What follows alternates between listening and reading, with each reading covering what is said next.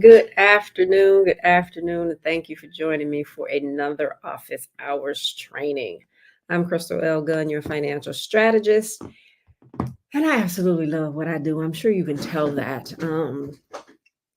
The biggest part, I think, of my job as a strategist is to help you see what no longer serves you so that you can soar, helping you heal and redefine your personal financial relationship, and bringing you ideas, concepts, thoughts, different ways of thinking, all in an effort that you grow, but that you ultimately get to live the type of life that you desire and deserve. And I always say deserve because we desire less than we deserve because we've been conditioned to do so, but also helping you to understand that you can have whatever you want. You can leave a legacy. You can break generational curse. You can build that business. Helping you to have some aha moments, right? Helping you to have some breakthroughs because breakthroughs and aha moments is where the shift starts to happen. That's where the magic is, be it in your personal life or overall business. So last month was dedicated to life insurance. This month is dedicated to life insurance as well because September is Life Insurance Month or Life Insurance Awareness Month. And I started August with life insurance misconceptions for the first 2 weeks. Go back and watch those episodes so that you can figure out which misconceptions did you have so that you can clear that up again, elevate so that you can use this very, very powerful tool. The second half of September and second half of August and the first half of September has been about showing you different ways to use life insurance because what I've learned in doing this in this business, being that financial strategist, is when I ask people about life insurance, a lot of times their response is death benefit and leaving a little bit of money for someone else. They miss out and just have no idea about all of the other ways that you can use life insurance. So it's part of my journey, part of what I do is to show you that there's so many different ways, so many different opportunities for life insurance. But today I want to start talking about things you should consider as we work to fill in any coverage gaps that you have, right? The first one I want to touch on today is financial goals. What are they, right? One of the things when I'm working with clients, when I'm doing workshops, whatever it is, when I'm talking about finances, is getting you to not think about just right now, but tomorrow, the future, and the generations that follow you. And when people say, well, Crystal, if you said to me, Crystal, tell me, I want to go on vacation, tell me how to get there. Well, I have to ask you, where do you want to go? Where are you going? Because the road is different to New York versus California, right? So when we talk about those financial goals, what are your financial goals? Are you even thinking about it? Do you have any? If you don't have any, you need to start thinking about it. We have to be intentional with what we're doing in life.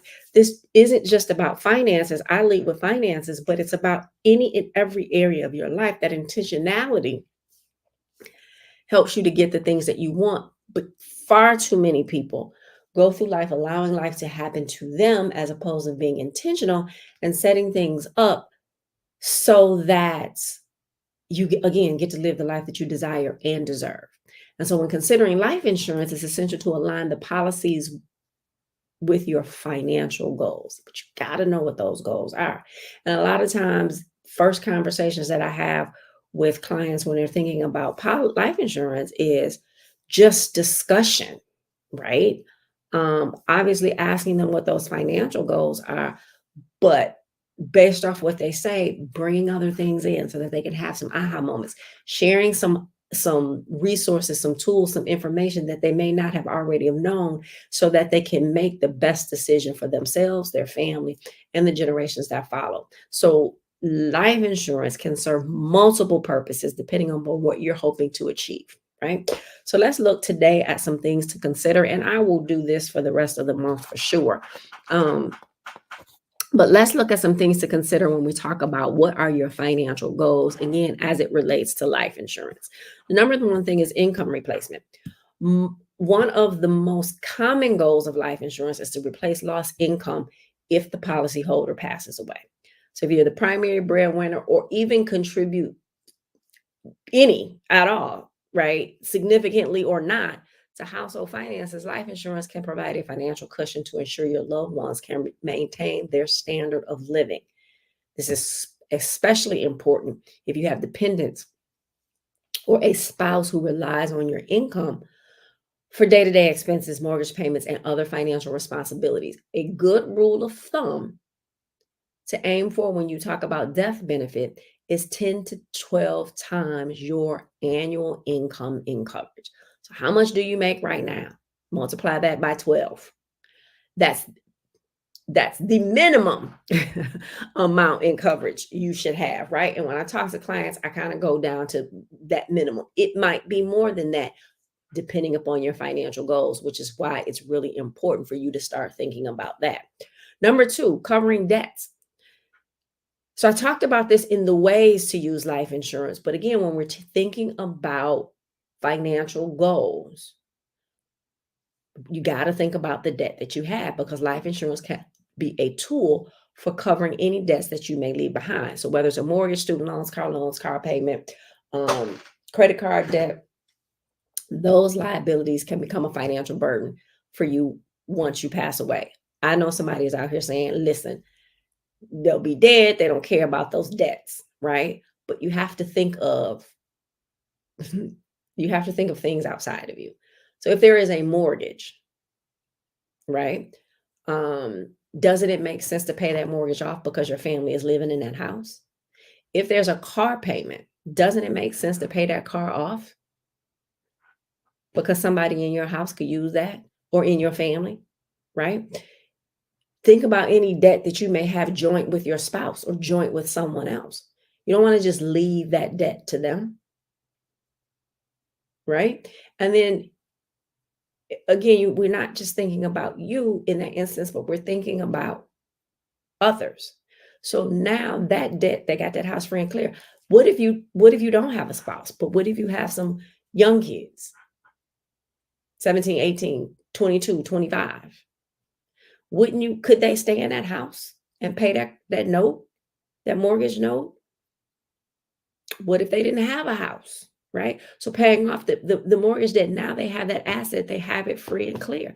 And you've taught them, right, that we're not going to sell this house. We're going to use it. And you've put this house in a trust and all of those things. So covering debts is not just about saying, oh, you're not here anymore, so who cares about those debts? Think about what not having those debts would do for your family once you pass away. The third thing, supporting loved ones. So beyond covering basic expense, life insurance can provide long-term financial support for your loved ones. Parents may want to ensure that their children's education or special life events are covered, like college tuition or wedding costs. You may also want to ensure that your spouse has enough funds to cover retirement or ongoing medical care. Consider the needs of your loved ones and the standard of living that you want to secure for them after you're gone. Again, going back to circle and look at your financial goals. Like, if you're not here, how is that going to negatively impact your family if they don't have your income anymore? Number four, leaving a legacy, right? For some, life insurance is about creating a lasting legacy. We talk about, and you hear conversations about, oh, I want to leave this legacy. Well, how are you going to do that? And on yesterday's episode, I spoke about charitable contributions and using your life insurance policy to leave money to your favorite charity. That's an option when you talk about wanting to leave a legacy. You may say, you know what? I want a scholarship fund. I want to fund a scholarship fund with this organization because maybe you always gave money to that organization anyway. But now this particular scholarship is in your name or the name of your family, and it goes on for generations to come. So you can use the policy to fund charitable contributions, also to support future generations or ensure your family inherits wealth that contributes to long-term financial stability, therefore leaving this lasting legacy. So it really all depends on what type of legacy that you wish to leave. And some people structure their policies to provide an inheritance to grandchildren, fund family trust, donate to causes that are meaningful from them. The list goes on, but providing and leaving that legacy. This approach allows you to make significant impact, right? Even after your passing, and gives a sense of fulfillment by supporting causes or people that you care most about. How cool would it be to have a scholarship in your name and in your honor or in your family's name for the next 100 years, right? Really dope way to use life insurance. So the previous four conditions were thinking about others, right? These next two that I want to leave you with are when we start to think about you. So number 5 would be retirement income, supplementing your retirement income. So you retire, typically people make less money after they retire. And this is really key too for the younger generation as well, because as you hear, what's being said about the younger generation, there may not be Social Security money for the younger generation. Well, how are you going to fund your retirement? For quite a few of my clients or just people that I run into at the workshops that I facilitate, when we start talking about retirement, people don't have enough money to retire and not live the lifestyle that they currently live or want a little below it. So yeah. So life insurance can be used as an income supplement during retirement. So permanent policies, such as whole life or universal life, often come with cash value component which grows over time. As this cash value can be assessed through loans or withdrawals during your lifetime, making it a valuable resource to supplement your retirement income. So if you need extra funds, this cash value can provide tax-free advantage access to money without depleting your other retirement savings. Or in our planning for your retirement, this might be part of the plan. We're going to put money in here. We're going to build cash value in here.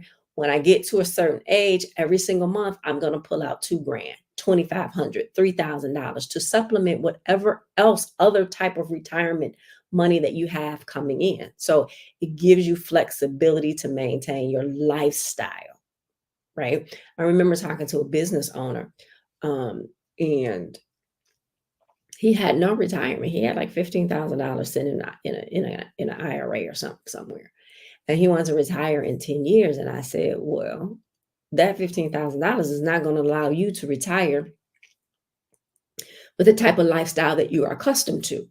So there's a couple of things we need to do. We need to put you in a policy so that we can put money in that policy so that one, your people are taken care of, but also the cash value so that when you retire, there's going to be money there for that because he was relatively young. And then the third thing is that we needed to build that business in order to sell it in 10 years, in order to so that he could continue to live the lifestyle that he was accustomed to living, he and his wife. So number 6, providing for long-term care if needed. And I'm going to stick here for a minute because there's a lot going on with this long-term care discussion. And I don't want to go down a rabbit hole because I easily could about healthcare costs, just the medical profession, this garbage of food that they're, the food that's out there, the food industry, just everything and everything just going on, right? So providing for long-term care if needed. Some life insurance policies offer riders that allow you to access the death benefit early to cover long-term care expenses if you develop chronic illness or require assistance with daily living activities, right? So that daily living, you might need to have somebody come in. So having either riders or policies that can help cover these costs, whether at home, in an assisted living, or in a nursing facility. Without this benefit, I'm telling you, the cost of long-term care can quickly deplete savings or retirement funds. So when we talk about financial goals, we cannot skip over the fact that we need to talk about long-term care as well. And so by planning for that long-term care as part of your life insurance strategy, as part of your overall financial goals, you protect your assets and ensure that if you or your spouse require care, the cost won't drain your estate. Your family, your siblings, your relatives won't have to, it won't also be a financial hardship on them. So you get to receive good care, the care that you deserve, while preserving the family's financial stability, right? And so by considering these additional factors, retirement income and long-term care, you can see how life insurance can play a critical role, right? Um, I want to, again, stick on this long-term care piece because it's something that is really, really happening and something that you're going to have to consider. So there's several ongoing discussions right now at both the state and the federal level regarding long-term care insurance requirement and the introduction of a long-term care tax to fund these programs, right? So, yep, more taxes coming from, you know, so Washington State has a Washington Cares Fund, right? And they've already implemented it. And it's a long-term care payroll tax called Washington or WA Cares Fund. So it requires that the workers contribute 0.58% of their wages to fund long-term care services. So employees who pay into the fund for a minimum of 10 years or 3 out of the last 6 will be eligible to receive benefits such as home care, transportation services, and more, up to a lifetime cap of $36,500. So this program, it aims to ease the burden of long-term care costs, but it has also faced criticism over its opt-out provisions and potential benefit limitations. So $36,000, I'm telling you, if somebody has a serious illness or needs any type of long-term care, $36,000 as a lifetime cap is not enough money. That's problem number one. So even if you're in the state of Washington and now you're paying this tax, you need to make sure that you have your own, right? Because this fund is going to come with stipulations, right? It's going to come with stipulations. So you want to make sure on, when I say stipulations, on how you can spend the money, on what you can spend the money for, and how much is available for that, right? So it's going to come with stipulations. So you want to make sure you have your own stuff covered, right? California is discussing a similar long-term care program. It proposes a payroll tax to fund a long-term care services. The program is still in the planning stages, but could definitely follow Washington model. California's plan may include various benefit levels and allow residents to opt out if they secure private long-term care insurance beforehand, right? So whether there is a state program or not, you still need to consider having your own long-term care insurance program. And their rate in California could start at 0.6% of income and go up to 3% of your income.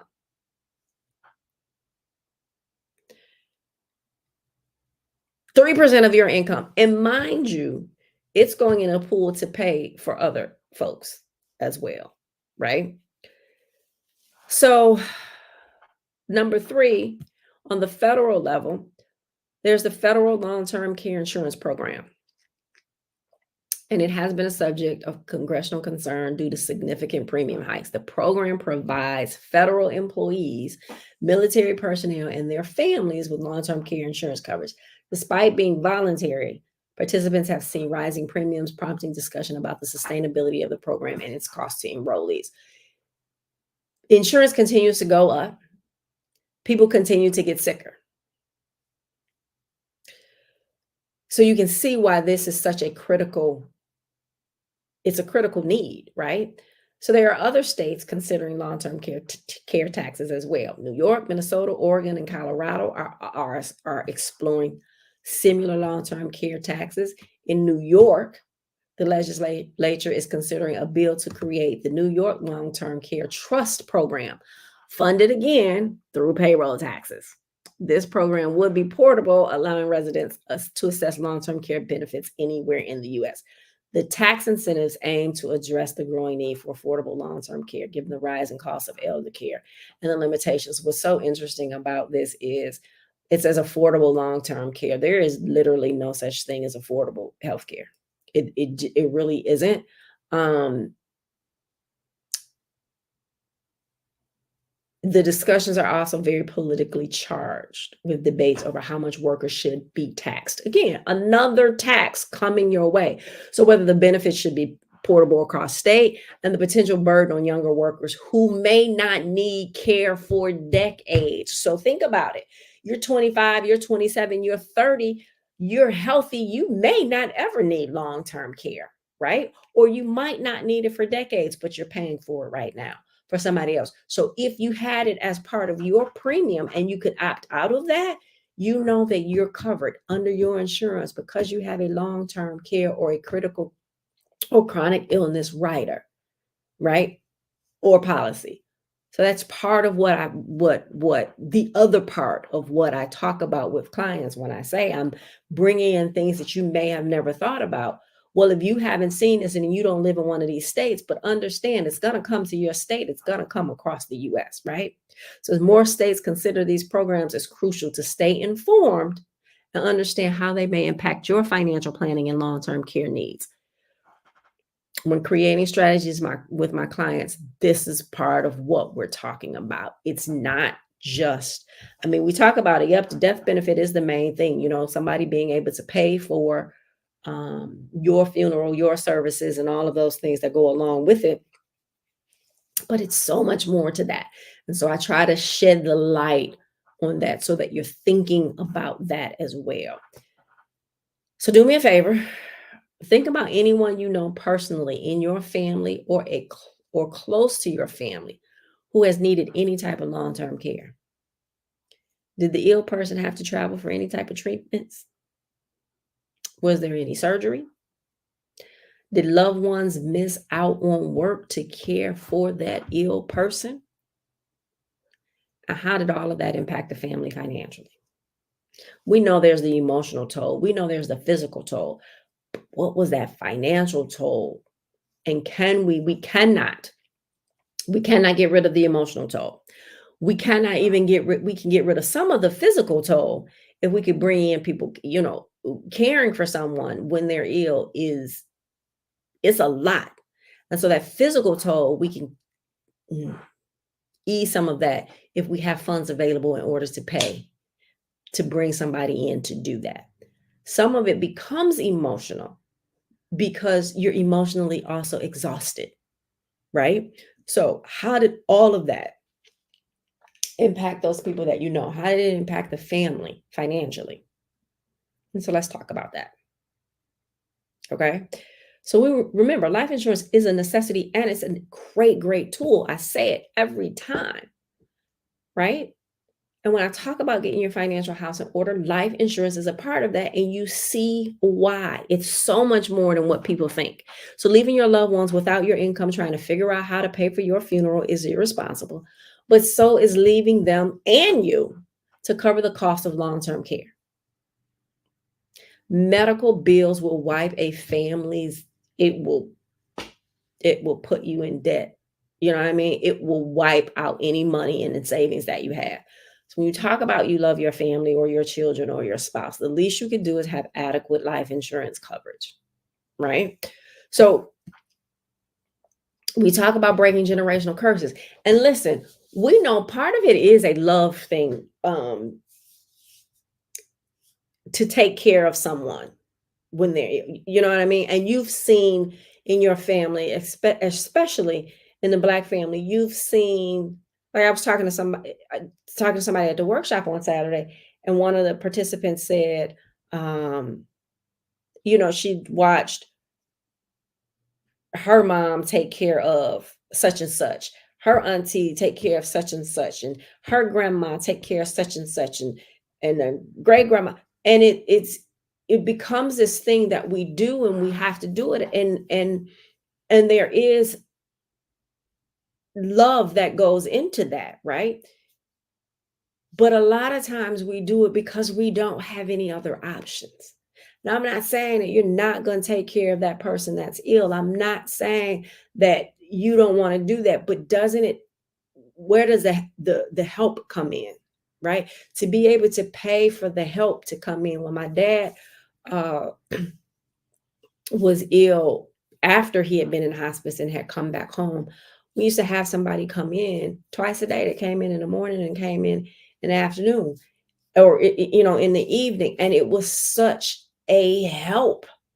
Like, it was such a help. And I'm not talking about the nurse that they send out once a week. I'm talking about every single day, in the morning and in the afternoon, right? um because the other thing that you have to consider is, does someone have to give up, or not give up, but walk away from their job because you might need around the clock care?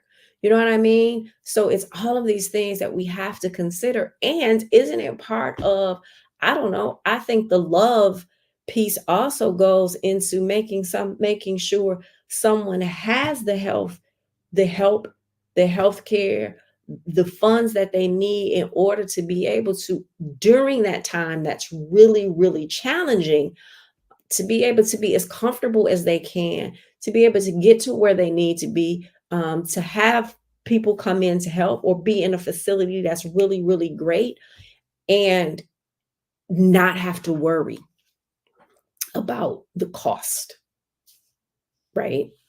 So, again, something for you to consider: life insurance, your financial goals, specifically, or not specifically, but emphatically, and, you know, hoping that you think about that long-term care as well. Okay. So my favorite thing for today, it's life insurance. Come on, y'all know. And again, just starting to get you to consider other things that you may have never thought about in considering, when it comes to life insurance, and planning your financial goals. So, things to do. What do I want you to do today? Complete the life insurance calculator to see how much coverage you should have, and think about long-term coverage as well, right? Think about it. The link for that calculator is in the description. And then schedule your free consultation with me, and let's discuss some options. That link is also in the description. And then we can work to fill in those gaps, right? We're going to talk about it, see where you are. I'm going to give you some other information. We're going to decide on the plan that works for you. And we're going to fill in the gaps in your coverage. The trouble is, you think that you have time. I hear it all the time. I just thought I had more time. Understanding the longer that you have to plan for these things, the longer that you have, in paying premiums on a policy, the longer you have works. The earlier you start, the better. You're younger, you're healthier, all of that. So the longer you have, we think that we have more time, but we really don't. And no one knows the hour or the moment or the second of when we'll go home to glory. So you want to make sure that you're prepared. Always remember to give yourself some grace. Keep striving, never give up on you, and invest in you. I promise you, it is the best investment that you will ever make. I thank you again for joining me today. Please subscribe to this channel and also share it with others. Just share the information. You never know who needs a thing, who's been praying for a thing, who's been looking for a thing. This might be the very thing that they are in need of. Thank you so much for joining me today, and I will see you next time. Thank you for watching. I appreciate your time. Be sure to join me for the private online Q&A immediately following. The link is in the description. And if you haven't done so already, please be sure to subscribe to my channel and turn notifications on so you never miss this opportunity. Thank you again, and I will see you on the other side.